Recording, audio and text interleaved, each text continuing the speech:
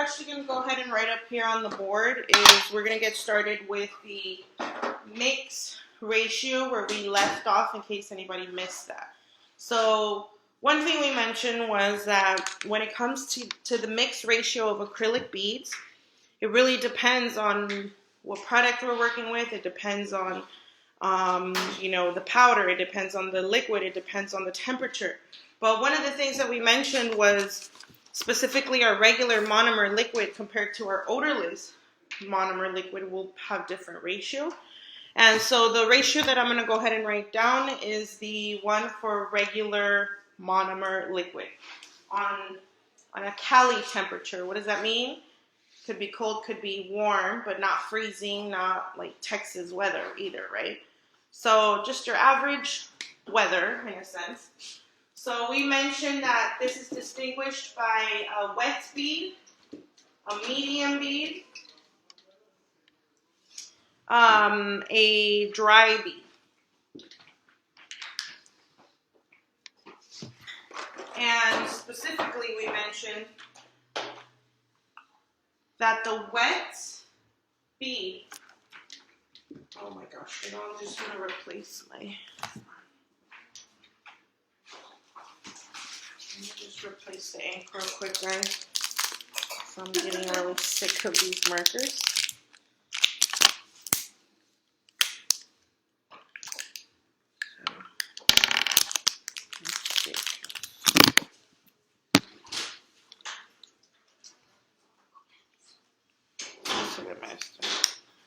There we go. Okay. There we go. All right, so where were we? So again, the mix ratio of our regular acrylic beads, we mentioned from liquid to powder. So on the left side, we have the ratio of liquid. So starting with wet, we mentioned that 2 ratio of liquid to 1 powder will give you a wet bead. We mentioned that a ratio of 1.5 of liquid to ratio of 1 of powder will give you an ideal medium, proper size bead. And then we mentioned as far as dry, a dry bead will normally be a 1-to-1 ratio, which is too dry, which we refrain from doing dry or wet. Ideally, more medium-sized beads, right? And then if... Odorless. Huh? Unless you do odorless, right? Unless you're doing any other system. Or odorless, it could be a freezing temperature. This is just like your average, and what we mentioned, because I think you stepped out, what we mentioned was that this is going to be like a regular California weather, not too cold, not too hot, like a medium average setting system in a sense, with an average number 8 brush, right? So like your regular ideal, and then everything else in between. Because the odorless is normally, we mentioned, absorbs a bit more slower, which will be a different ratio. And then same thing if I move over to a fast setting and all that differentiates, or if I even move a brush up or down, also it will differentiate. And so we mentioned that there's no microscopic spoons that we can really just come and measure, but you guys will get the hang of it. The more you practice with your brush, the more you'll understand how much it's picking up. So you really got to practice with that brush. Ok, entonces lo que estamos mirando aquí, estamos en la página 324-325, donde estamos hablando de lo que es la mezcla de las perlas de monómero y polímero. Lo que tenemos una perla mojada, lo que es perla mojada, lo que es un ratio de 2 de líquido a 1 de polvo, una perla mediana, que consiste de 1,5 de líquido a 1 de polvo, y una perla seca, que va a consistir de 1 de líquido a 1 de polvo, para un sistema regular de temperatura regular. Ya cuando cambiamos la temperatura, lo que es un monómero más rápido, más despacio, todo eso, la brocha, todo diferencia, ¿no? All right. So let's go ahead and keep moving. we're gonna go ahead. Any questions about the what a mix ratio is, and any questions on the mix ratio? Preguntas de lo que es una mezcla de perla de acrílico o de las medidas. All right, so in the last class on Monday, whenever the last class was, sorry, can't remember, probably Thursday. On Thursday, we mentioned here in the book, there's a bit of a sentence that talks about, it says, the perfect bead will be round and shiny. When placed on a form, it will settle, but it will not run. So remember that little sentence, because that is going to be in your exam as far as what's the definition of like a medium proper size bead or your perfect size bead. Just like we need to know definition of what is a healthy nail definition, you need to know what that is, right? So, medio parágrafo aquí en la página 324 nos está diciendo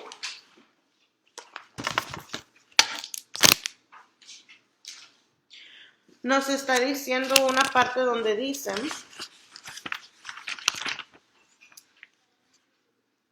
que la perla perfecta es redonda y brillante y al aplicarse es determinada forma se fijará pero no se desplazará. Entonces lo que es la definición de una perla perfecta tenemos que recordar eso para el examen.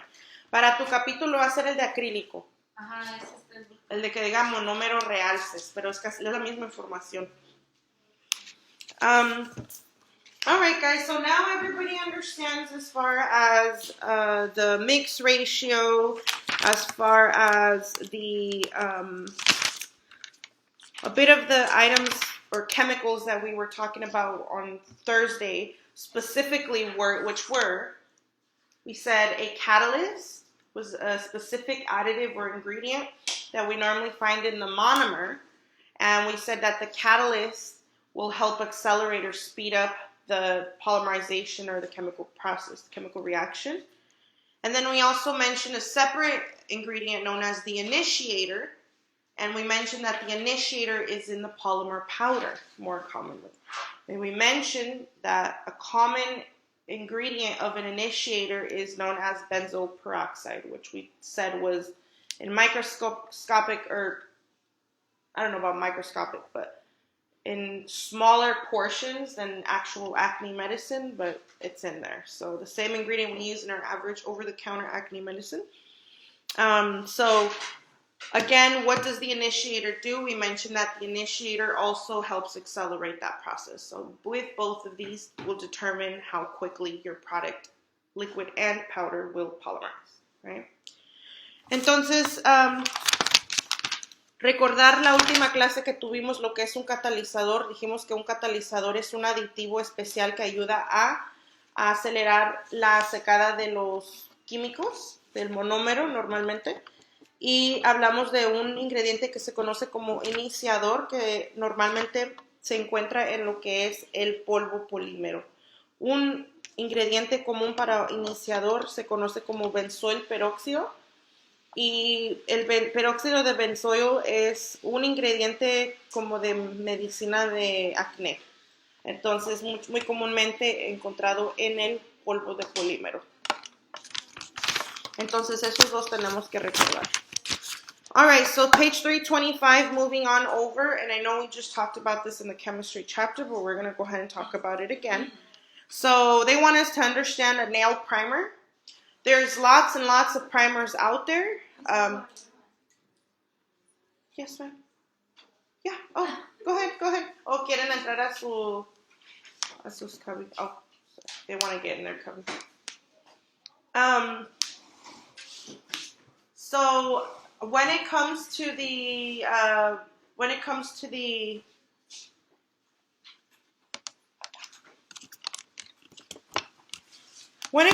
primers, we see a lot of primers, and normally they're categorized, as we mentioned, acid-based or non-acid primers.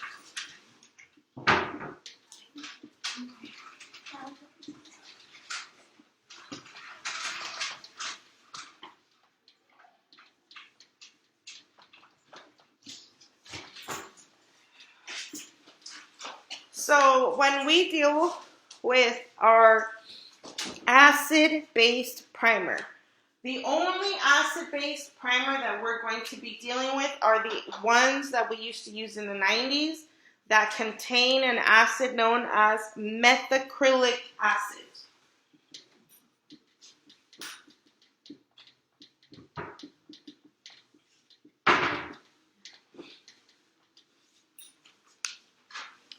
Compared to the other category, which is the non-acid primers. In this case, the non-acid primers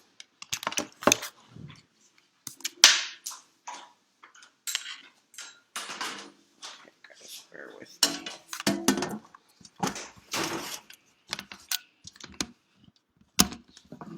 Here we go.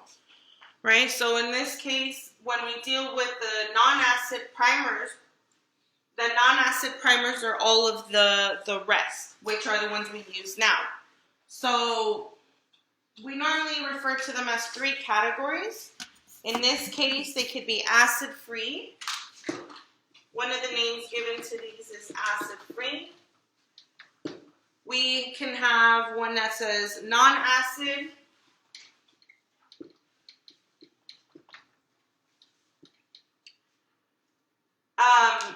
So what's the difference between both? So back in the days when the acrylic system normally started, I guess you would call it, right? Well, back in the days, actually, let's go back a little further. Before ABS tips existed, before plastic tips existed, one of the ways that these extensions were normally applied was people would donate clippings, their clippings, and then my clippings would get applied on different clients, right? So then you go forward a few years, then they created ABS tips, plastic tips, but during that time, they were still kind of trying to figure out how to properly adhere these things in a healthy way. And so one of the things we were actually using was the primer that everybody mainly used was one that had methacrylic acid. So this primer is one that is a bit more harsh than the ones we use nowadays. And that is due to the type of acid that it has. All of the primers that we use nowadays will have these different names, like non-acid base, acid-free, non-acid. This does not mean it has no acid. It simply means that it does not have methacrylic acid, okay? So if I get this primer in my eye, I'm still going to possibly cause damage. If I get this on my skin, I might still cause burning. The only difference with this one is it's just a bit more aggressive. But they're both not designed for the skin regardless. They're designed for the dead natural nail plate. So is this acid base or methacrylic acid that bad for a nail plate? One of the research they did was that they put a bunch of nail clippings in a container of methacrylic acid, right, or the regular acid-based primer. And what they figured out 2 years later was that the methacrylic acid primer did not melt the nails at all. So what they originally thought that this one was worse, technically speaking, it still didn't melt the nails. None of them melt the nails. But the problem with this one was that it was just very harsh with the sense of, again, this one was commonly used with MMA monomer. So with MMA monomer, we already know that they were already causing damage. They were already thinning out the nails and already leaving the nails extremely porous, where then now this monomer, this primer will embed into the nail plates and then burn the client even more. I have been burned with this primer, and I want to say it burned all day long. I ran it under water. I put alcohol.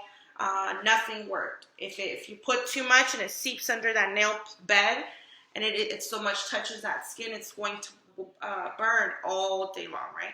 But just like one of these would. I mean, like I said, they're both acid, right? Neither are designed for the skin, but that is the difference as far as the acid base with the methacrylic acid as opposed to the non-acid base. But now we try to use only acid-free base, okay? So at the end of the day, whatever primer that we are basically using, the goal of these primers is to leave one end of the primer molecule chemical product to the, one end of the primer molecule chemically bonds to the nail protein in the natural nails, and the other end molecule is the methacrylate, so it bonds to the monomer liquid as it here. So, think of it as the two-sided sticky tape, so we never want to skip using a primer whenever we're working with our enhancements. But understanding the different types of primers. So where is a good place where I can actually go and buy this primer?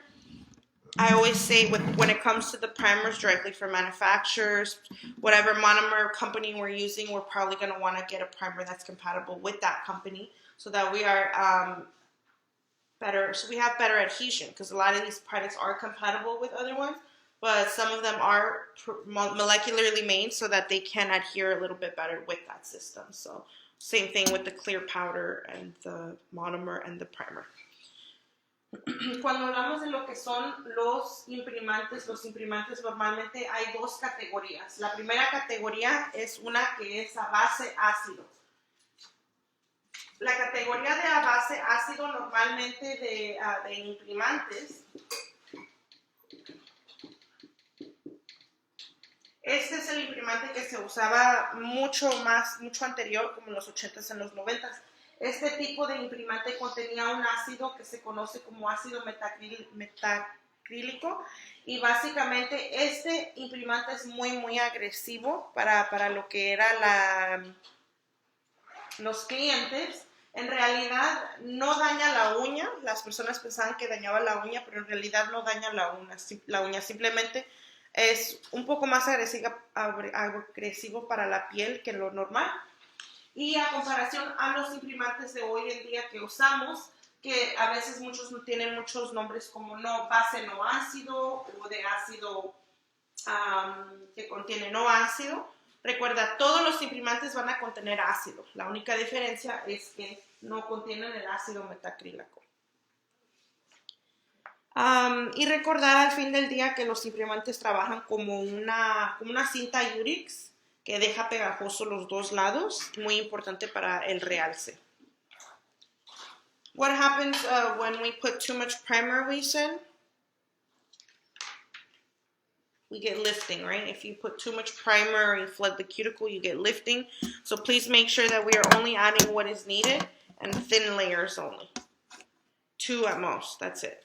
If your client has really oily nail bed, or they produce more sebum, or they work more in water, just their lifestyle in general, and they need that extra additional layer of primer, that's totally fine, but you want to make sure that you are applying 12-10 and then come back and reapply. Because if you apply it wet with another layer of wet, it's not going to work. You're going to get lifted. Entonces, lo que es el imprimante, como dijimos, tratar de nunca, que no se nos olvide aplicar el imprimante, y siempre adecuadamente, nunca chorreando la piel. Si el cliente produce mucho sebo en las uñas o tiene un estilo de vida donde se le desprenden muy rápido, no pasa nada. Uno puede llegar a usar lo que son 2 capas de imprimante, pero siempre recordar que vamos a aplicar las 10 capas y regresar y aplicar otra vez las 10 capas, porque así uno aplica las 2 capas mojadas y luego no rinde. So, siempre dejar las capas en término que se sequen. All right, any questions about primers? Preguntas de imprimantes? All right, next up, we're going to go ahead and we're going to break down abrasives.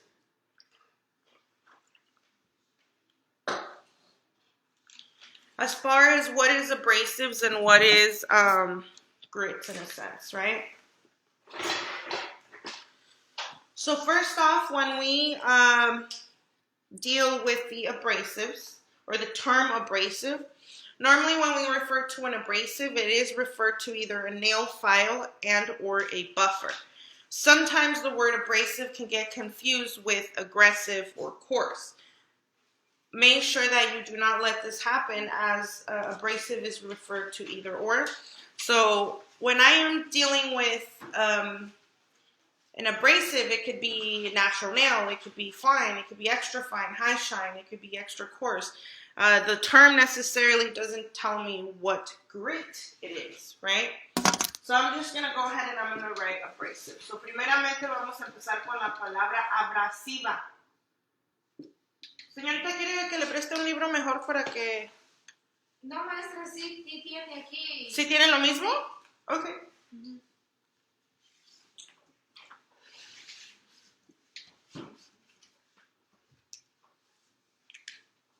Oh, man, I'm going to move my trash. Okay, so, again, abrasive. O un abrasivo. Ok, lo que es la palabra abrasivo es importante que entiendan que se está refiriendo o describe lo que son las limas y los pulidores. No necesariamente abrasivo se va a referir como a un grano agresivo, eso va a depender del grano. Entonces puede ser extra fino a extra agresivo. When we are dealing now with the term grit, what is grit referred to? The term grit will be categorized or referred to as to how many grains of sand are on the file per square inch. So how many grains of sand per square inch? Right, so in this case, if I was to have a buffer or a file, how do I know my grit? Hypothetically, by how many grains of sand are per square inch, right? So if my file here is an 80, that means it's going to have 80 grains of sand, which will most likely be really coarse, but very little number of sand grains, which will be considered coarse in the front, and then in the back it's showing I have 80, which most likely I will also have a coarse grit on the back, right?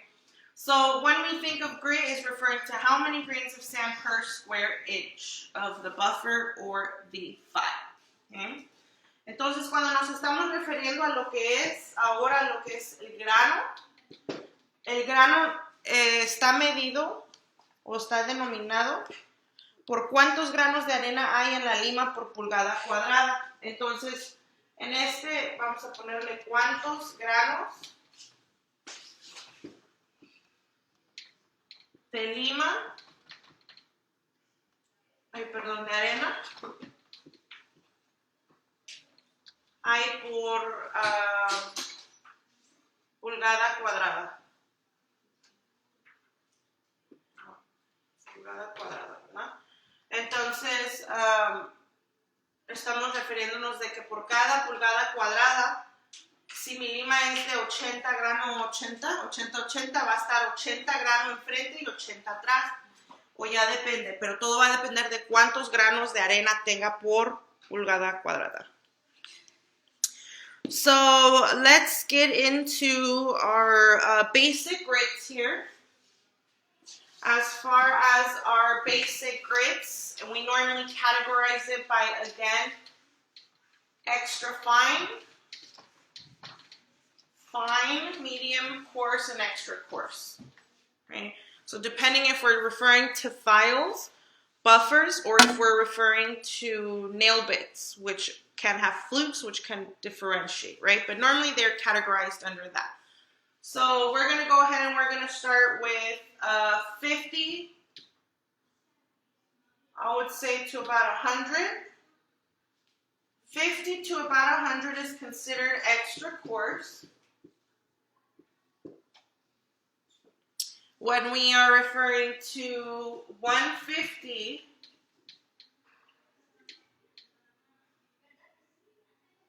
to about 200 is considered coarse. Hold on, guys.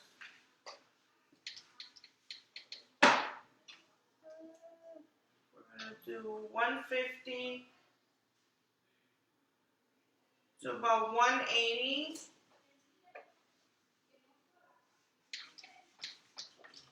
Is considered,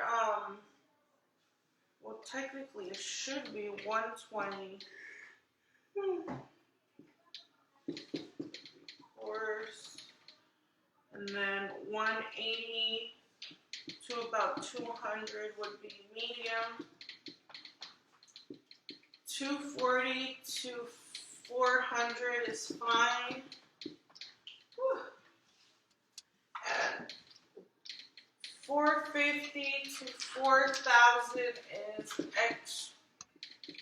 extra fine. Here we go. Okay, so what does that mean? Starting with down here, 50 to 100. Normally this is referred to as extra coarse. When we're referring to extra coarse, we are referring to surface work only on top of enhancement or tips. Right, so I'm just going to go ahead and put surface work or enhancements. Primeramente empezando con lo que es el grano 50 a 100. El grano 50 a 100 es denominado como extra agresivo. ¿Para qué es? Normalmente va a ser para lo que es el trabajo de superficie o de realces, solamente arriba de realces o puntas ya sea, nunca uña natural. Next up we have 120 to 180. Now even though 180 is normally considered, actually let's put 150 here guys. Let's do like this, sorry. 120 to 150, about a coarse. Hypothetically, I would never really use the coarse for hand files. For hand files, I would probably use the 50. I would just stock up on 50 or worse, 100. The Tammy Taylor 100s are really good, like those. But if not, I'd probably bump down to a 50 because 120, 150 with a hand file is just too fine for me. You do want to get done that day also, right? So I would say ideally I recommend for filing, if you're going to hand file, preferably a 50 or a 100. Okay. Recomendado más si van a limar con mano más como un 50, no un de estos o este. Es más como un 50 o un 100. Then we have considered what is medium, which will be 180 to about 200. Medium can be natural nail, assuming you're using the proper technique. If you guys are being super rough and super heavy-handed, maybe that might not be ideal. So, assuming you're using the right feathering technique, medium is okay. So we're going to do either natural nail, or whenever we do the filing down here with the aggressive one, we graduate the grits, which is using finer grits, to make sure that we are reducing the length. So then we can move to something more finer, like a 180 or a medium. Then you have fine, which is like the little square buffers you guys get. Those are 240, but they can range anywhere from, well, buffers can range anywhere from 50 to 4,000. Buffers can range anywhere in between. But specifically the little purple ones you guys get, those are specifically 240 for manicures or natural nail. So I'm going to do, again, natural nail. And or to reduce the lines from the graduation of grits. But if I'm going to buff my enhancements, I might want to get a buffer that's maybe a little lower, maybe like 100 grit buffers, maybe like 150 grit buffer, right? So I can really buff out those nails nice and even, as opposed to trying to work with a little tiny little square that's very fine. So when we do manis and when we do full sets, that differentiates the ergonomics as to how we're holding it and how much grit. But in general, 240 to 400 would be fine natural nail. Lo que es el 180 al 200 normalmente es denominado como mediano para la uña natural. Cuando hablamos de 240 a 400 es fino. También para la uña natural, pues eso va a ser los pulidores chiquitos, cuadraditos, esos normalmente son 240, 400, pero recuerden que el grano de pulidor puede ser de 50 a 4000, eso no importa si es pulidor, no quiere decir que es fino. Cuando compren pulidores para acrílico, tienen que ser un número más bajo y más largo el pulidor. Then the last category, which is 450 to 4,000, or considered extra fine.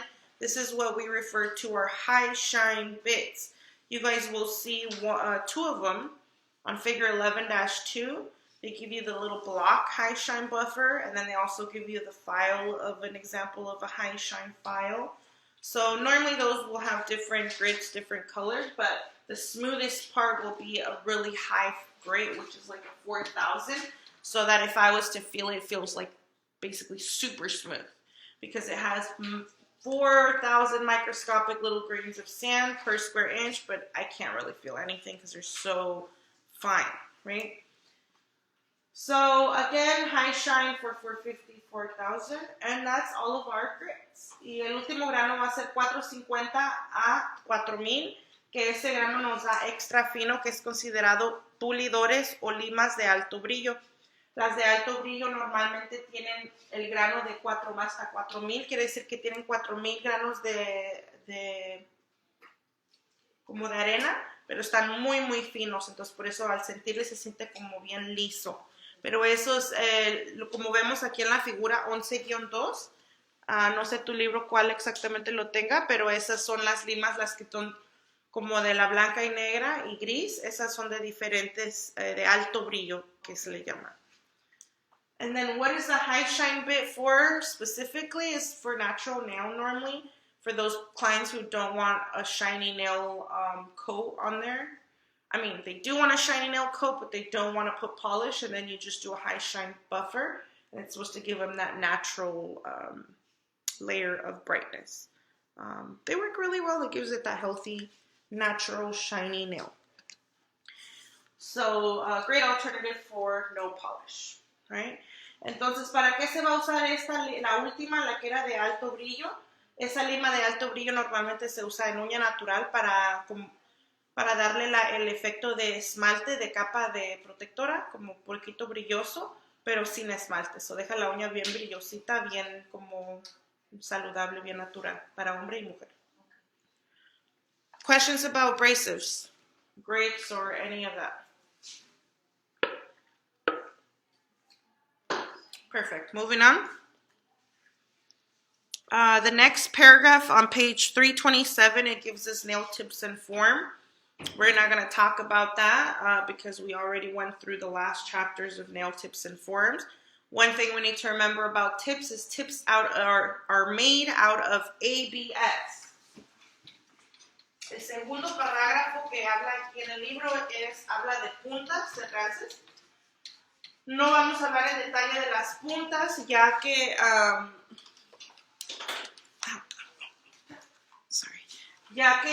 ya hablamos de ese capítulo, pero sí vamos a recordarles un punto aquí que va a ser las puntas están hechas de ABS. So this should be a recap for everybody else. So ABS stands for what? What's A stand for?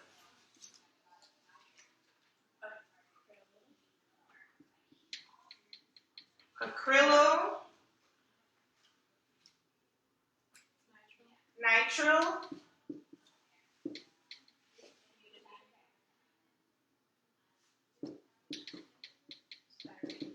thank you. Sorry, I was like, wait, what? Styrene, there we go. Okay, so really long, fancy word for tips. They want us to know, well, what is tips made out of? It's made out of plastic. In this case, this is not referring to the brand new jelly tips and all of that. Those we consider are made out of plastic with other plastic ingredients which allow it to be more softer. But your average regular 90s tips, the regular nail tips are made out of plastic, which is basically ABS. And it stands for acrylonitrile butadiene styrene. You need to know those two things, okay, for tips purposes. Entonces, como dijimos el capítulo anterior, ya lo habíamos repasado de lo que habla de las uñas postizas sin moldes.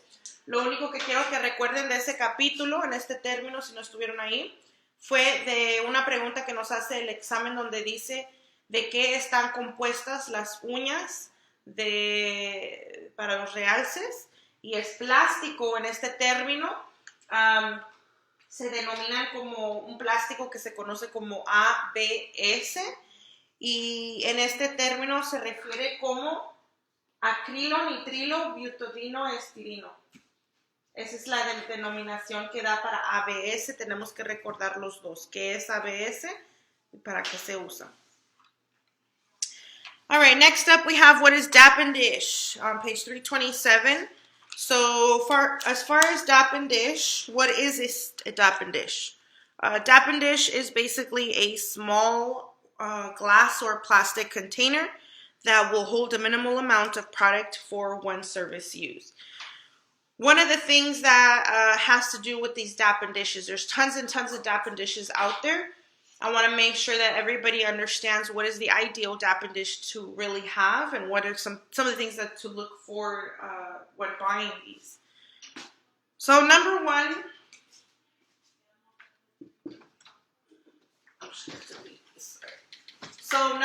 when it comes to the hands-free, what does that mean? That means that whatever dap and dish that you guys choose to have, you want to make sure it's hands-free, meaning that if it's moving around, it's jiggling around, it's not going to work as efficient as if you were to have a dap and dish that allows you to hold your items without having to come and hold it with the second hand, because the second hand should be already holding on the client's finger, ready to adhere.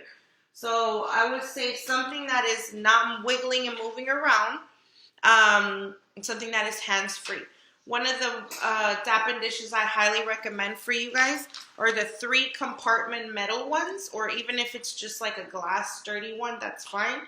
As long as it has a lid, which brings me to my next point.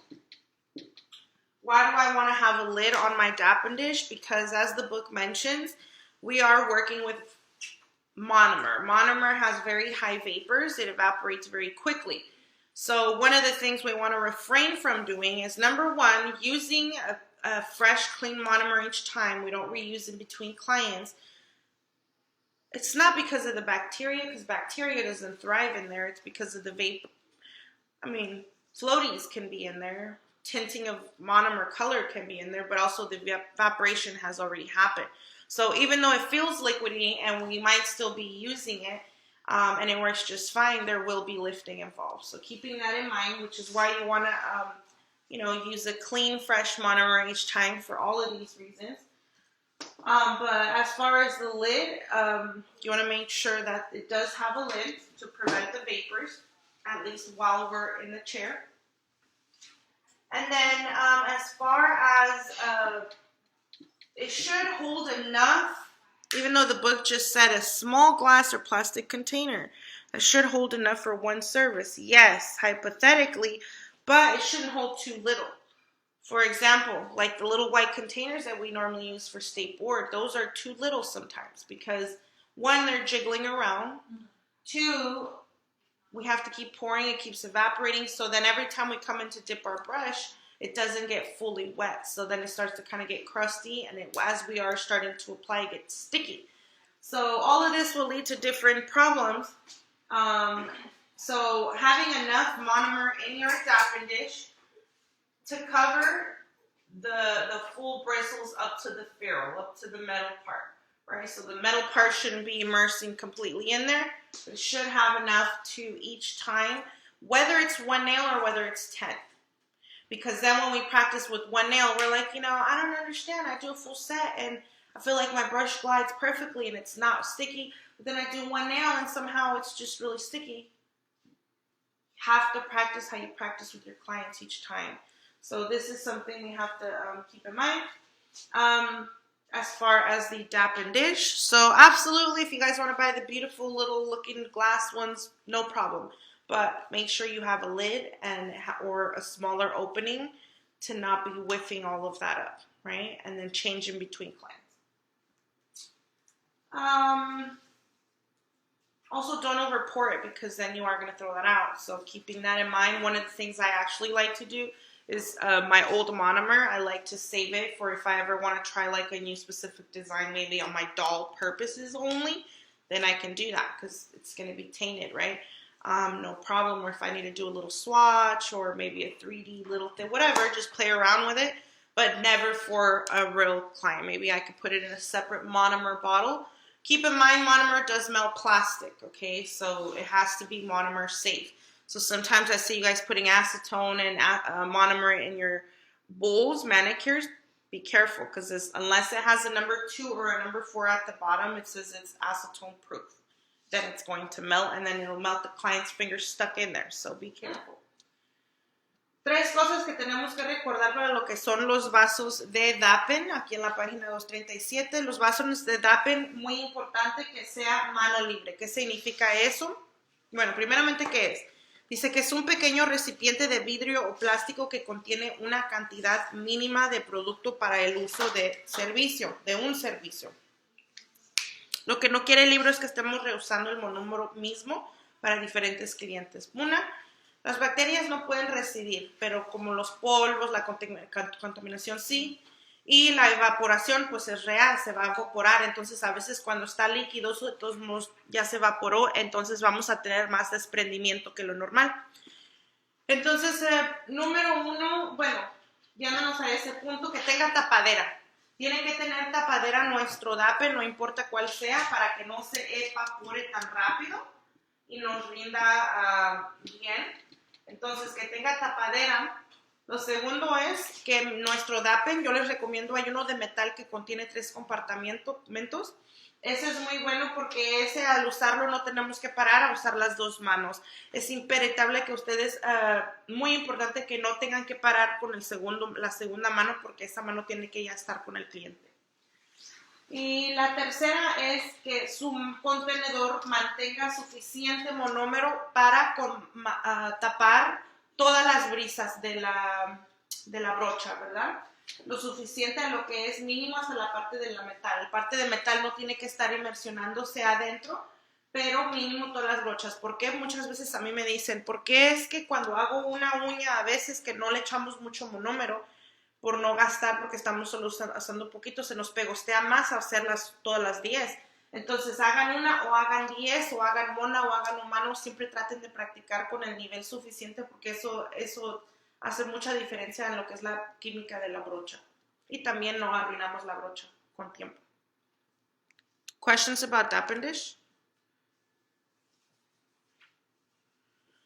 I do want to make sure we understand what the Dappen dish. Well, actually, a few other things. Sorry. We said lids. We said Dappen dish. Cross-contamination. Yes. When you guys come to file now, right? So I did my application. I'm going to close because I don't want to be whipping that up. I throw my little paper away in my closed trash can, so I'm not whipping all that up. But then after that, the second reason is, so again, once we start filing, we want to make sure we are covering it so it does. So if I do need to come back and I do a little bit application, my monomer and my powder stays safe. So here, in the real world, when you guys go and use your monomers, your liquids, your powders, realistically, you're not going to be putting powder into an extra Dappen dish and monomer into an extra Dappen dish. Most likely, you're going to be working from the Dappen dish, from the monomer, and then directly from the container. For testing purposes, and if State Board was to ask, that's not what we're doing. If State Board asks, we are going to have extra Dappen dishes and be all precautious and be all safe and pour our monomer and our powder into a separate Dappen dish. So then what they are assuming is, with each client, we come in and say that I'm doing a pink and white full set acrylic, right? Where I'm going to need how many Dappen dishes? If I was to do a pink and white French full set acrylic, how many Dappen dishes am I going to need? 4, right? What's the extra 4? We got 1 for monomer. We have 1 for clear. because you need to encapsulate it. You gotta cap it. You can't just come on with color onto the nail. You need one for your pink and one for your white. So that's how State Board looks at it. So every time we get rid of our extra product, once we're done with our service, there's a specific way that they want us to do it, where we come in with the dappen dish of the powder onto our napkin. We're going to pour, we're going to carefully close so we don't smear powder everywhere. And then what they want us to do is they want us to come with that napkin and soak up the monomer in our dappen dish, and then bag it, and then double bag it, basically like if it was blood. And that is the proper way of getting rid of monomer. In the real world, we're most likely going to have a container to just get rid of our, like we do here, because, you know, napkins are expensive and we need those. So just think like 10 sets a day, that's a lot of waste. So you're most likely going to be pouring it and calling the management waste to pick that up. So those are a few things that we want to make sure we know. And to never pour any unused monomer in the sinks or in the toilets, because this will cost you thousands of dollars from the city, especially if you guys are renting, as I just mentioned. PVC pipes are also plastic, and monomer will melt through all of that. So please make sure all of the acetone and monomers go in the front of the microwave. There's a container to pour that in. I accidentally spilled acetone into one of my sink once. Oh, I did run a lot of water afterwards. oh yeah. Just to flush it so it would not be like. Yeah, because that will melt. Mm-hmm. Yeah. But it's also very, it evaporates quick. Yeah, it does evaporate. Mm-hmm. So that was a good thing that you ran that water. Don't do that. Yeah, don't do that. Always absorb the acetone. I think that's pretty much it when it comes to the dappen dish, guys. Find something you feel comfortable with, something with a lid, and something that holds enough powder. Okay. Entonces, lo que es lo último de lo que es el vaso de dappen, recordar que el Estado asume que nosotros vamos a usar un dappen diferente para el polvo de cada cliente. Normalmente en la vida real nada más llegamos y nosotros nada más le ponemos el monómero en un dappen y ya usamos el polvo derechamente del contenedor. Pero el Estado quiere diferente, quiere que retire todo separado. Entonces aquí la pregunta que les hice fue, si yo quiero hacer un francés blanco y rosita, ¿cuántos vasos de dappens voy a ocupar? ¿Cuántos piensas que voy a ocupar? Si voy a hacer un francés de blanco y rosita, ¿cuántos vasitos de dappen me va a pedir el Estado ahí? 2, 4. 4, ¿verdad? ¿Por qué? Porque es uno de monómero, uno de cristal, uno de blanco y uno de rosita. Entonces, siempre cuando les pregunten en el examen, piensen así, que siempre tienen que separar y tirar todo lo que ya usaban. Y saber cómo tirarlo adecuadamente también. Lo que el Estado dice es que lleguemos con una toallita, echemos todo el polvo cuidadosamente, doblemos la toallita y con esa misma toalla llegamos y absorbemos el monómero del dappen y ahí lo ponemos en una bolsita y luego una segunda bolsa directamente afuera, mero afuera, nunca en el salón porque si no esos vapores se fluyen. All right, nail brush. When we are talking about nail brushes, we see various examples of nail brushes here on figure 11-3, page 327.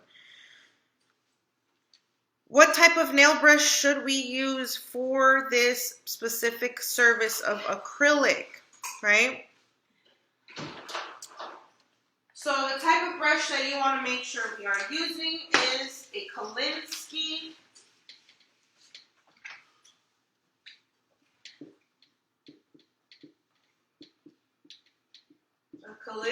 Sable brush. And normally we start out with either an 8 or a 10, depending on the manufacturer. I have seen some 10s and 12s who seem very much like a 6 or an 8, and I have seen some 8s that are pretty much like a 10 and a 12. All really just depends on the company, right? So number one, we want to make sure that we are using natural Kolinsky hair, or real, how we call it, right? Natural, as opposed to the synthetic.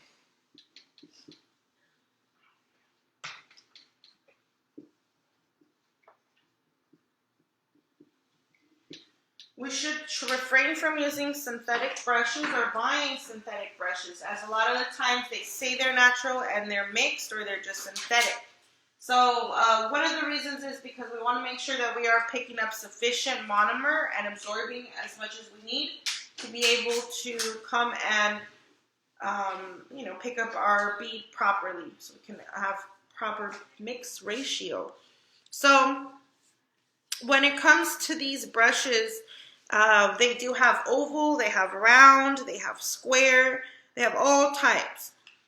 When we deal with the acrylic brush, I recommend an oval.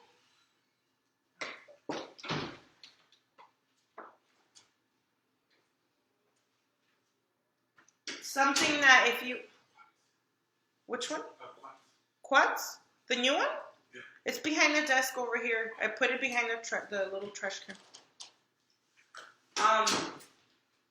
So if I'm looking at my brush from this point of view, it will look almost like this. If I'm looking at it from a side point of view, it is very important that the brush crimps flat like this, right? If you guys are buying brushes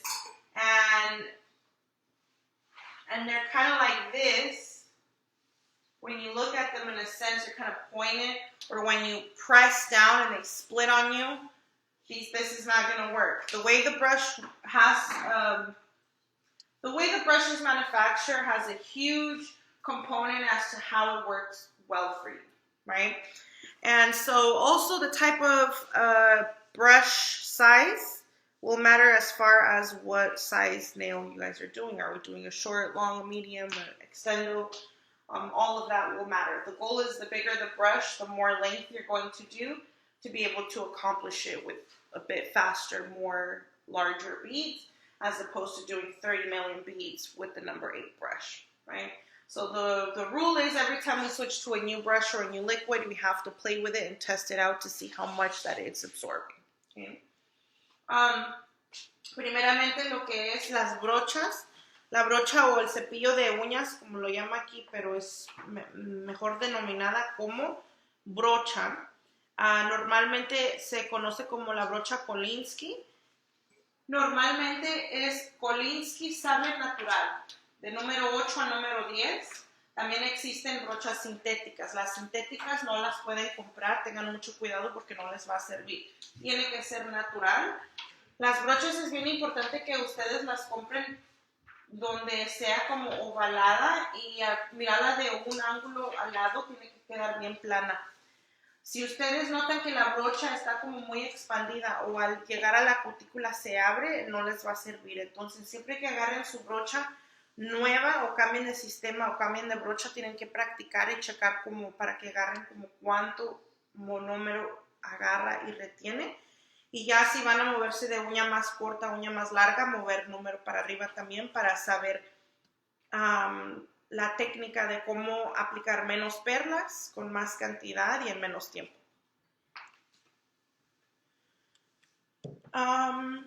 If you guys feel as though your brush starts to curl up,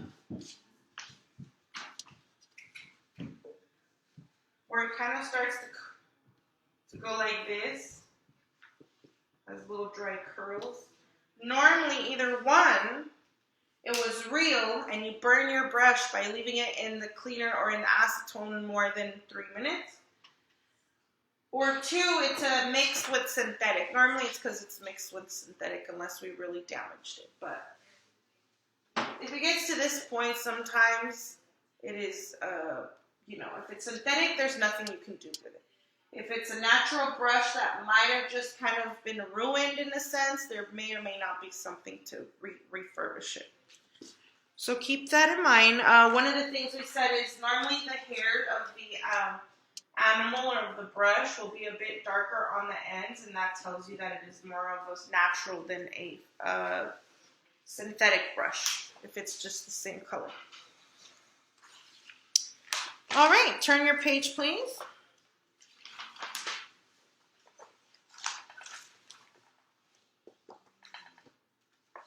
All right, so page 328. 328 is talking a little bit about how to pick up the bead.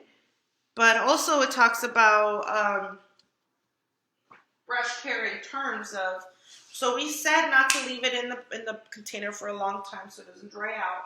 We also mentioned keeping it wet for that amount of time, always resurfacing back. But one of the things that we need to very much pay attention to is when we come to clean our brush each time, we have to ensure that we are, one, cleaning the brush each time we pick up a bead, and two, changing out that paper, because if we're coming in and if we've been there 2 hours wiping on that same area, what that's going to do is it's going to coagulate our brush even more, to where again that product seeps into the ferrule, it embeds in there, and then what it does is it makes our bristles go like this. So another reason why we want to make sure we're cleaning, and we want to make sure we are actually treating our cleaning paper like a notebook. I always tell you guys, right? So what does that mean? That means as I'm working, right, I have my client over here, I'm holding my client's hand up here in a high armrest, and as I'm coming to wipe, I'm coming to wipe almost like if I was writing a book or if I was writing a sentence or a paragraph. And one thing I always like to do is once my paragraph is full, you're going to flip the page over to the next page to complete another paragraph. And even though the other side might be still a little wet, the whole goal is to we're not coming into the same area where that gooey product is and re-immersing our brush. And once you kind of, again, embed that in your mind, it'll be like a habit to where it'll be so, you won't even have to look to see what you're doing. It's just going to be so automatic. And this is another way to maintain that brush health and life for years on end, right? Cuando ustedes lleguen a limpiar su brocha, el tercer punto, cómo mantenerla adecuadamente, es cuando ustedes van a limpiar su brocha como si fuera un cuaderno.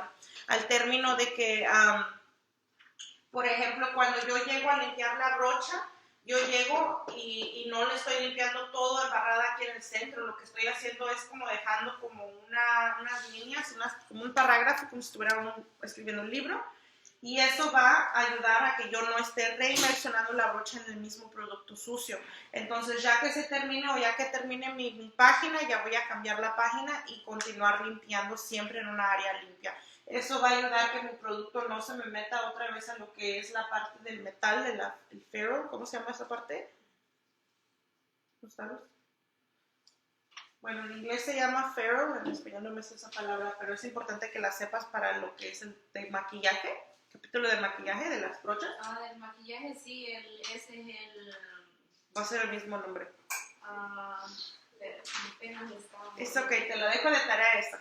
Y luego me dices, porque yo también la tengo que aprender esa palabra. Pero lo que es la parte de metal ahí es donde se empieza a meter el producto de acrílico si estamos limpiando nuestra brocha constantemente en la toallita. All right, so last part, 329, at the very top, it says storing and disposing of monomer liquid and polymer powder products, as we've just explained, but now reading from the book. It says to dispose of a small amount of leftover monomer liquid, carefully pour it into a very absorbent paper towel and then place it in a plastic bag. Avoid skin contact, avoid... ¿Cómo? Férula. Férula. Gracias. Avoid a skin contact with the monomer liquid. Never pour it directly into the bag because it will melt. So that's why it's saying absorb. It's better to just absorb into a paper bag and then outside trash. Yeah, that's pretty much it.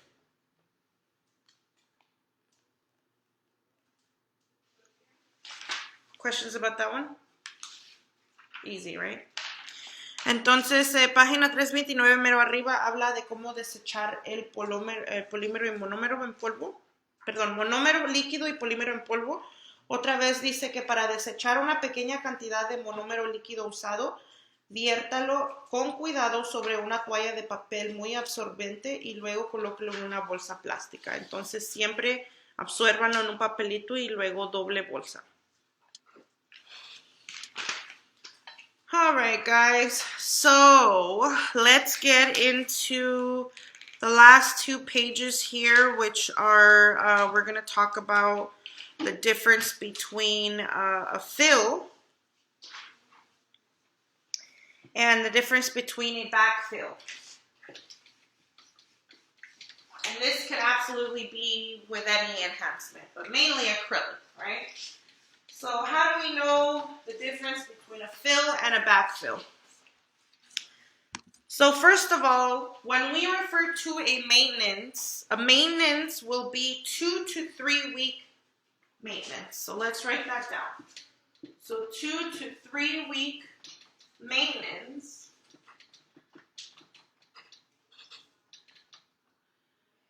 2 to 3 week maintenance in this case will depend on whether we're getting a fill or a backfill. So let's start with a fill. If my client got a full set, right? Got their smile line here. They had a little full set, and it's been 2 to 3 weeks after that initial appointment. In this case, my client's nail has already grown out a little bit, so maybe their French will probably be out here, right? Their new outgrowth of French will be here. And then the new product will probably be up to here. 2 to 3 weeks growth may be different from person to person. Some might grow really fast, some might not grow as fast. But ideally, there will be some product needed to be some new growth needed to be maintenance, right? So this is what a fill is. My client comes in, of course, consultation, hand washing, yada yada, check the skin, check the nails, all of that, right? But after proceeding with all the safety procedures, I am going to start by filing this area here. What the fill normally will be is you file this area. Once this area is nicely thinned out, what we do is we push cuticle, we prep the new area of growth, and then we trim cuticle, dehydrate time, and then the goal is to come back with a basic fill, which will include 1 to 2 beads to just cover that main little new nail growth, right, for 2 to 3 weeks. This is how they used to do fills back in the days, which is why you go to a chop shop and they'll be able to get you out within 30 minutes for a fill, because that's exactly what they're doing. In the new era now, as far as 2025, right, hypothetically, they come in for a fill, and we're going to immediately file all this down, right? We file, we blend here, we try to thin as best as we can, remove anything that needs to be lifted. And then we normally just do one quick removal, which would kind of be a rebalance as well. So I'm going to write that down here. So before they would, when they did a fill, they would just really do a little fill here, but they wouldn't do an automatic rebalance. Now, naturally, we do an automatic rebalance, right? So now, when we think of, for example, a full set medium square, if I'm charging $50 for a medium square, no design, just medium square and one gel color. If this is my base price, how much is my fill going to be? Probably about 30 maybe, right? For a fill. Hypothetically, in this case, my fill will include this plus my rebalance, right? So when we think of a backfill now, what does that mean? If my client wants a backfill, most likely they're going to end up paying $70 or more. Why? Because what a backfill is, say my client came in.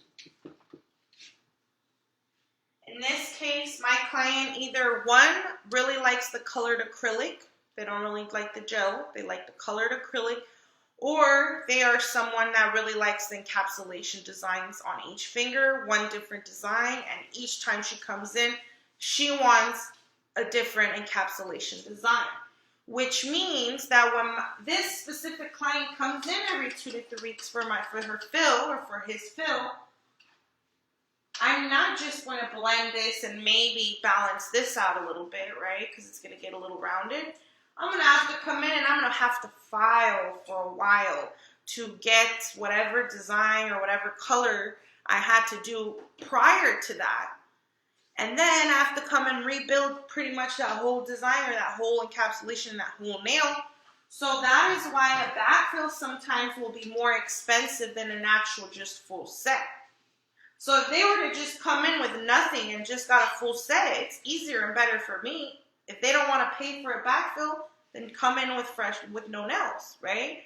But the problem is if you want me to do a fill, because that's what a lot of people understand, like, why are you charging me $70 for a backfill, which is more expensive than a fill? Because I'm not only going to have to redo all your nails, I'm going to have to also follow that down, which is like a halfway removal. So then that's where that price from a regular fill to a backfill will go. Now, it would be different if my client has a red acrylic powder, for example, and they want to fill with a just acrylic powder, and they want to just pay a little $30, no problem. I can just do a really basic fill, but it has to be red powder. I can't go in with a different color. Unless you want to go ahead and put a gel color on top of that, no problem. We can go ahead and include that with that fill price. But it really just depends on what the client has, on what they want to get, and how much time it's going to take me, right? Because it's not my fault you like the brand new, fun encapsulation designs, which are fun and great to do, but somebody's going to have to file that down after, and it takes time and work.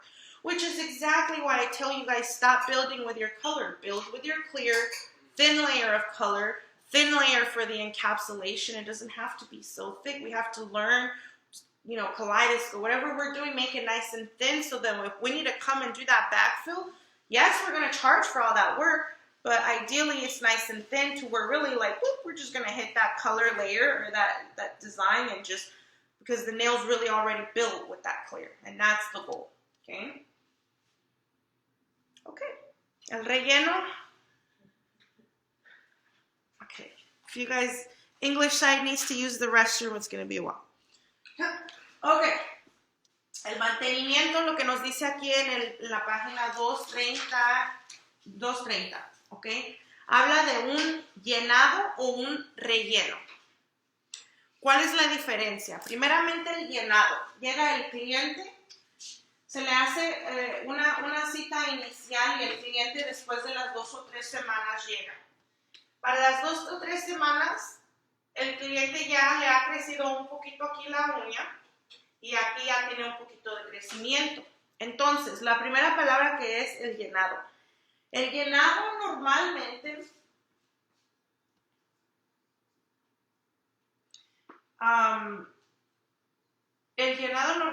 se está refiriendo a lo que es, llega uno, le lima todo lo que es esta área y se le puja su cutícula y se le prepara aquí el desilatador y primante y solo 1 o 2 perlitas en esta pura área, ¿verdad? Anteriormente así se hacían los llenados. Solamente aquí, acá ni les tocaban, quedaba todo feo, todo redondo, ¿verdad? Porque ya se querían esta área, ya va a ser un rebalance. Ahora en día, año 2025, naturalmente nosotros llegamos por un relleno, ¿verdad? Pero ya va a ser ya sea polvo cristal y un esmalte de cualquier color, ¿no? Diseño es lo que incluye un relleno, ¿verdad? Y automáticamente nosotros le vamos a dar como una limadita, un rebalance bien básico para que pues quede nivelada porque a la semana se redondea. Ahora, el segundo escenario es un cliente que llega que quiere ahora, digamos, un relleno que anteriormente agarró color acrílico. Por ejemplo, digamos que trae todas las uñas verdes, pero color acrílico. Llega a sus 2 o 3 semanas, pero este cliente, o otro escenario, donde el cliente normalmente tiene mucho diseño encapsulación, donde los dos van a consistir lo que es un relleno, que ahí lo que vamos a hacer, creo que confundieron las 2 palabras, porque el llenado es el que limamos de más, el relleno es el que rellenamos aquí arribita. So, el que es este va a ser el llenado. Quiere decir que este tipo de cliente o este tipo de diseño quiere un relleno, pero trae un diferente color. Yo no nada más puedo llegar y ponerle nada más ese color, porque ya es otro color. Entonces ahí es donde viene el precio de un llenado. Si yo estoy cobrando $50 por un full set mediano cuadrado de un solo color de gel, un relleno lo puedo hacer en $30. ¿Por qué? Porque aquí ya nada más llego rápido, le hago una perrita de cristal y un esmalte, ¿verdad?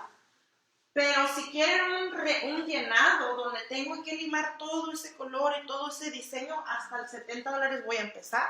Eso no es, eso es la pura limada. Casi la pura limada, lo que es el relleno nuevo, no incluyendo diseños.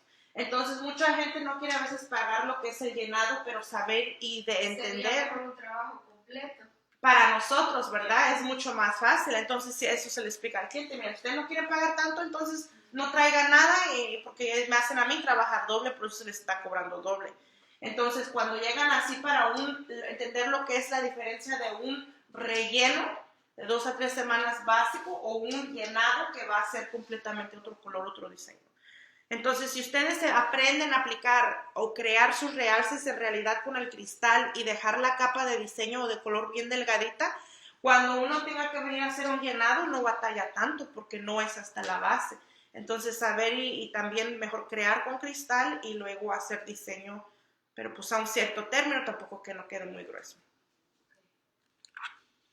All right, everybody understands that? All right, if I have lifting, if my client has lifting, can I come in with tweezers? I mean, not tweezers. I meant cuticle nippers and just nip off the excess product. What do you guys think? It's going to cause separation. It's going to damage the nail. It's on the test. Correct. So in testing purposes, we always say no, we don't pry anything away. We're not going to trim anything because it really does run that risk.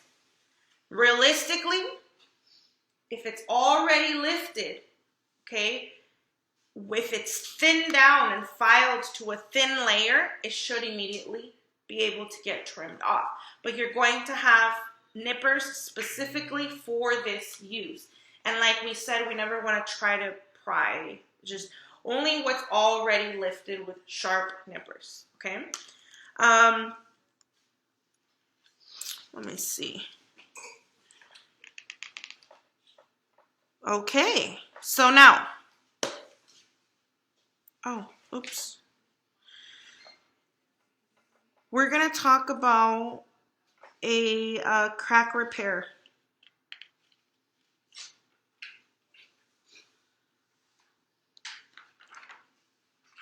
Okay, so in the past we have talked about what is a natural nail wrap repair. Today we're going to talk about a crack repair on an enhancement. It's different. We don't just add a nail wrap to that. We can't. Okay? So let's get into it. Vamos a hablar ahora, bueno, dos cosas. La primera va a ser la pregunta que les di fue si el cliente tiene desprendimiento poquito en la uña, ¿puede uno llegar con un alicate a cortar ese pedazo desprendido? El examen nos va a decir que no podemos hacer eso, nunca traten de hacer eso. En vida real, si el producto ya está bien delgadito, a veces puede uno llegar y sí puede cortar, pero recordar que nunca jalar, nada que todo esté pegado y nada más lo que ya esté como delgado y ya esté despegado. ¿Ok? Pero para el examen nunca vamos a jalar o cortar nada. En vida real, pues ya es diferente. Siempre y cuando lo hagamos adecuadamente. Entonces vamos a hablar de lo que es una reparación de uña realce. ¿Qué pasa cuando se quebra una reparación, una uña realce? Es diferente de una reparación de uña natural. So with a natural nail, we mentioned we have a natural crack, a natural nail crack. We come in, we prep the nail, we apply a little, either like a silk or any type of linen wrap, sorry, to adhere the nail together. In this case, we have an acrylic nail, about a medium length, right? We have natural nail right about here. This is the extension. And so in this case, my nail has cracked right about here. right? So what happens when my nail enhancement cracks right about there, where it is past the free edge, but on the enhancement itself? What do we do? So this is what we refer to as a crack repair. Step number 1 is we are going to file with a very extra coarse aggressive bit. And what we are going, well, first, actually, no, back that up before you come up with anything aggressive. We're going to flip the client's hand and check hyponychium level.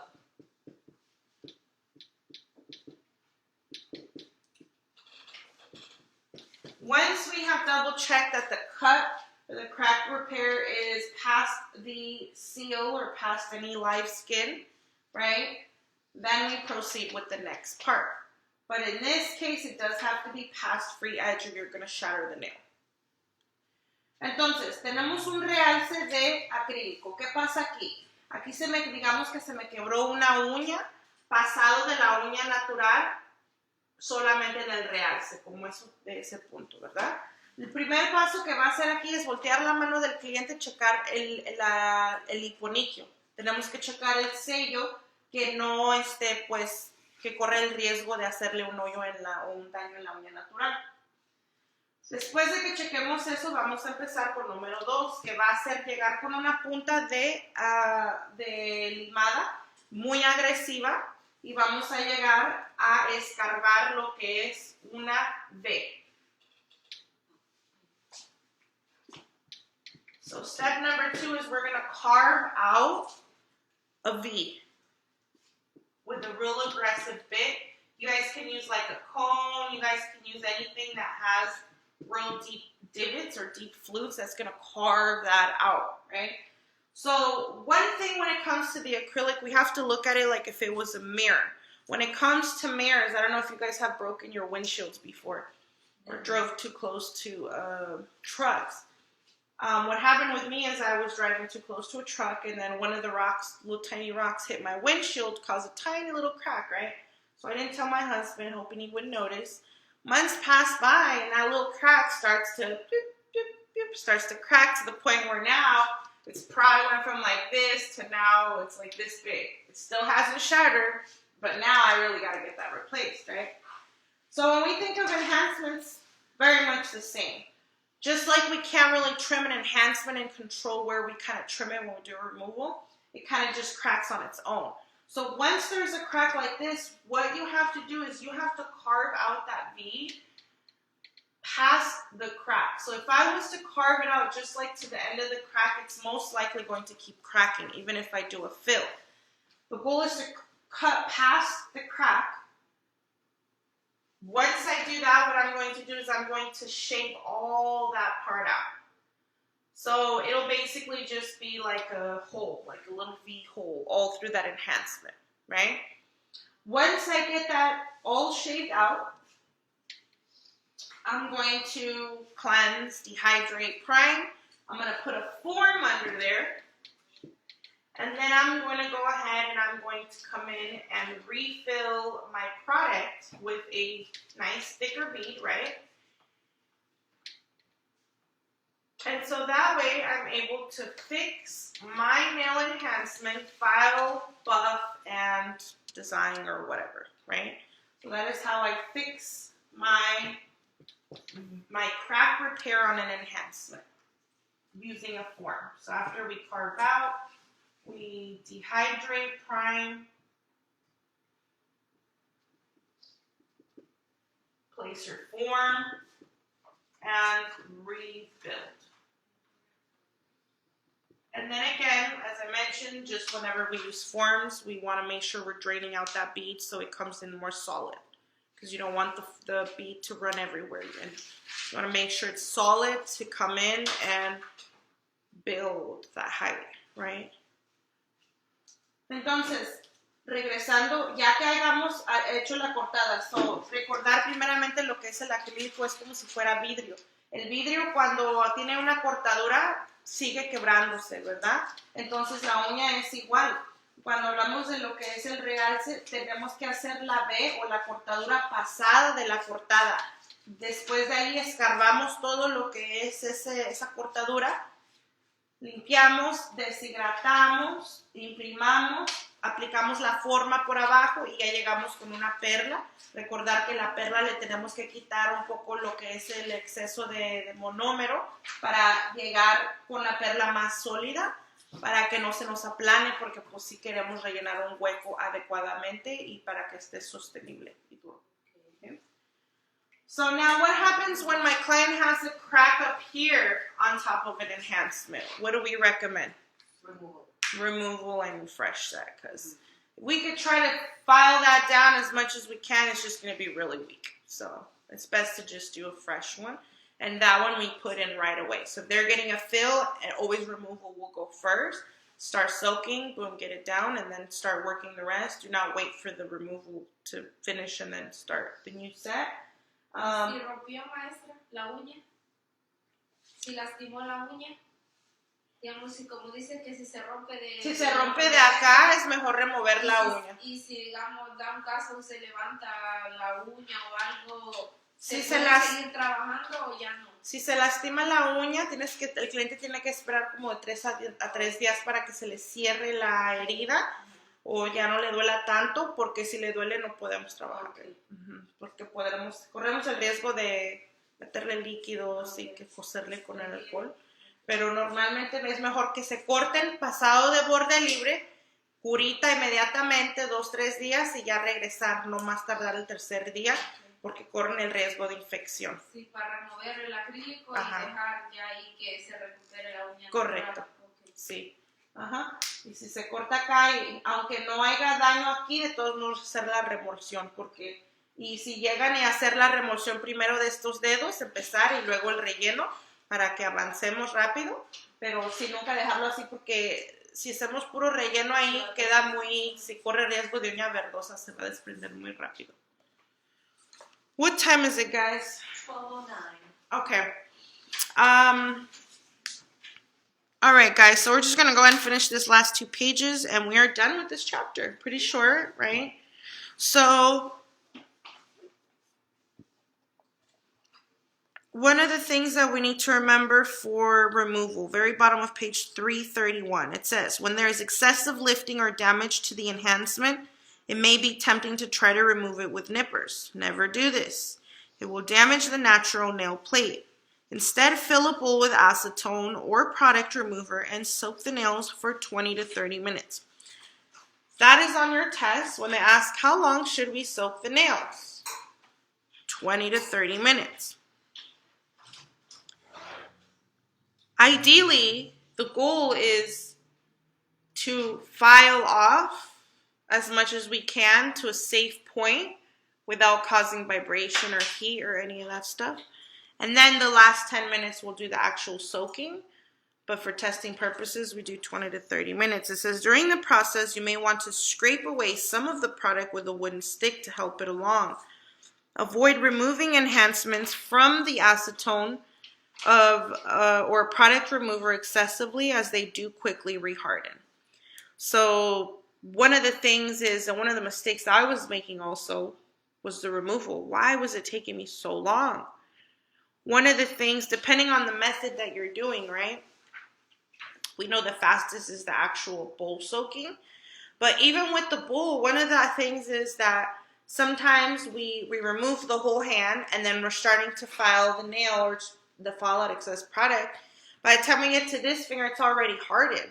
So if we're doing a bowl, you have to ensure you're still removing one finger at a time, because again, the moment it hits the air, it's time constraint.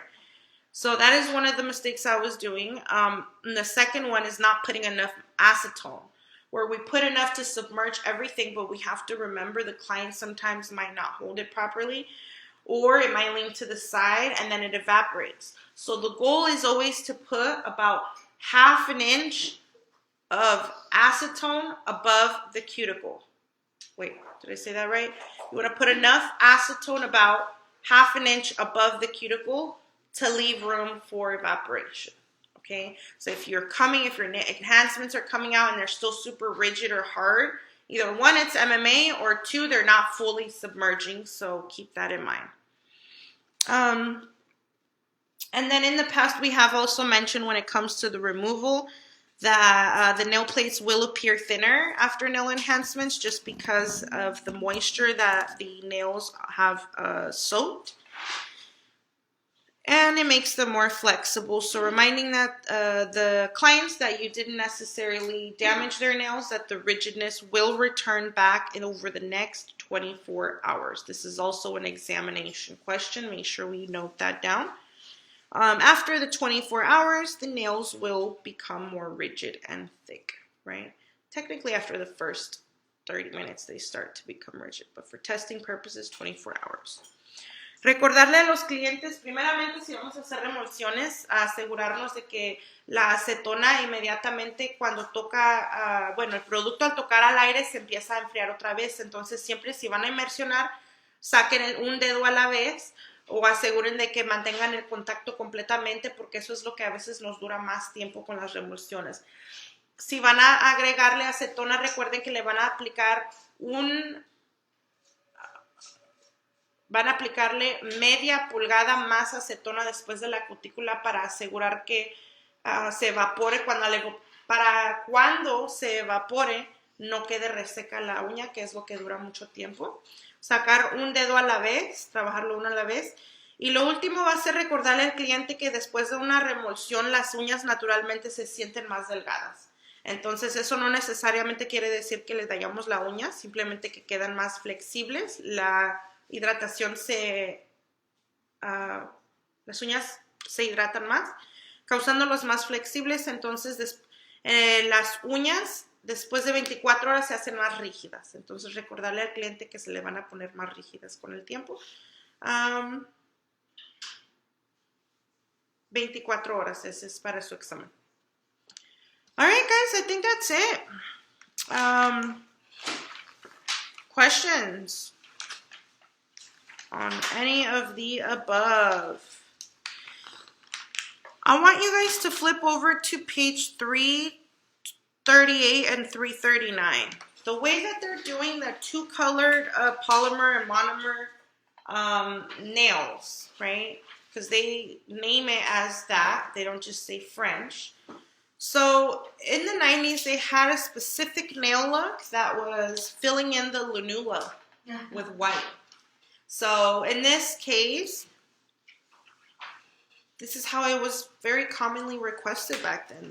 Back in the 90s, it was very natural, very French, very, very lunula based. That doesn't look natural. Mm-hmm. Yeah, it's supposed to look a little more natural than the average one, but in this case, this one can also be called as a reverse French as well. When you guys do the sculpture French, you guys can do it this way, where some people lay the white first, sculpt it, and then lay the pink in, or some people do it where it's the pink in first, the smile line, and then the end tip color. For me, it's easier smile line first, build the nude, and then the free edge, but everybody's different. So there's lots and lots of ways we could do that. All right, and then they give us the one color liquid and polymer powder, which is your basic clear. Nail enhancement repair for liquid and powder. All right, so page 346 gives us the crack repair we just mentioned, right? Where they come in, they have that side crack, they're dehydrating, step 3 and 4. They're placing the form, they come in with a thicker bead, and then by step 7, they lay a thicker bead on there. Okay. And then file, buff, and voila, brand new. I think this crack repair we're going to be doing quite a bit, because a lot of salons, they don't know how to build the form or then they make them do the full removal, or then they want to put another tip on there. Please don't be them. Please learn how to do forms at least for a basic crack repair. It is imperative. And then you have your basic removal. So here on page 349, they're really just throwing acetone and then, oh no, they did heat it up. So one of the ways that I recommend, my favorite as far as removals, is you're going to go to Dollar Store or Walmart or whatever you buy. You're going to grab 2 ceramic or glass bowls, any type of soup bowl, which is designed to maintain more hot. You're going to buy a bigger one, and then you're going to buy a smaller one. The bigger one, you're going to fill it up with about this much water. You're going to put it in the microwave about 1.5 minutes, right? And then the top one, the smaller one, you're going to put in your acetone. Do not mix these. They should not mix, and the acetone should not go in the microwave. Please refrain from doing that. You can cause an explosion, and it will evaporate. So you don't want to put all that in there. So then the goal is you activate the acetone, or you put the smaller bowl in the bigger bowl, right, without the liquids mixing. You put a towel on top. And this I'm going to do probably about 15 minutes prior to my client getting there. So if I know my client has a soak off by minute 10, 15, that acetone will already be activated. So this moment my client sits down, hello, you greet, you inspect, and you start to trim and file.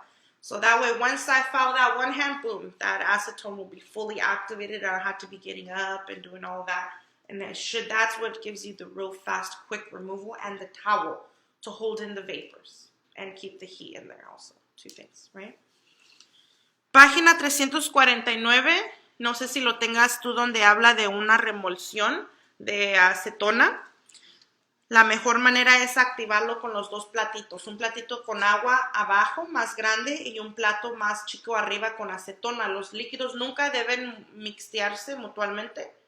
Siempre tienen que mantener separados, ya que podemos causar reacción química. Y nunca debemos meter el acetona al microondas, solamente la agua, muy importante.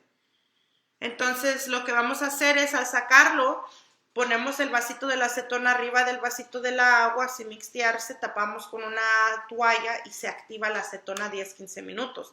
Si yo tengo una cita a la 1 p.m., mi acetona la voy a poner a las 12:45, sería lo último. Para el tiempo que ya empiece con el cliente, lo primero que va a hacer para una remoción es cortar después del borde libre, limar y inmersionar. Ya para el tiempo que voy a inmersionar, mi acetona ya está activada. Ya yo no debo de estar parándome, ya tiene que estar todo listo. ¿Ok? I think that's it for this chapter, guys. Questions? All right. Creo que eso es todo para este capítulo. ¿Preguntas? All right. If you have not completed